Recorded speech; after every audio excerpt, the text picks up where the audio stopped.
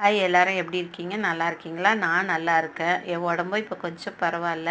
Fever, vomiting, வயிற்று வலி எல்லாம் குறைஞ்சிருச்சு. ஆனாலும் ஹெவியாக ஃபுட்டு எடுத்துக்கல, லைட்டாக தான் எடுத்துக்கிட்டு இருக்கேன். ஹெவியாக எடுத்தாலும் ஒத்துக்க மாட்டேங்குது. ஒரு நாள் சப்பாத்தியும் கிரேவியும் சாப்பிட்டேன், ஆனால் அது உடம்புக்கு ஒத்துக்கலை.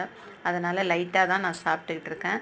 இப்போ பொண்ணு சமைச்சிக்கிட்டு இருக்கா, அவங்களுக்காக பன்னீர் கிரேவி பண்ணிகிட்டு இருக்கேன். அதை தான் நான் இப்போ உங்களுக்கு வீடியோ எடுத்து காட்டிகிட்டு இருக்கேன்.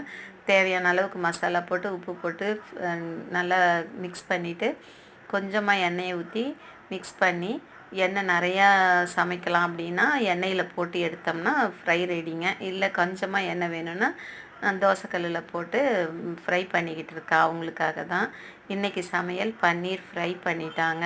சூப்பராக இருக்குது பார்க்குறதுக்கு. அது கூடயே தேங்காய் பால் சாதம், பன்னீர் ஃப்ரை, வெஜிடபிள் குருமா செஞ்சுருக்காங்கங்க. அந்த வெஜிடபிளில் இருக்கிற குருமாவில் இருக்கிற வெஜிடபிள் தான் நான் சாப்பிட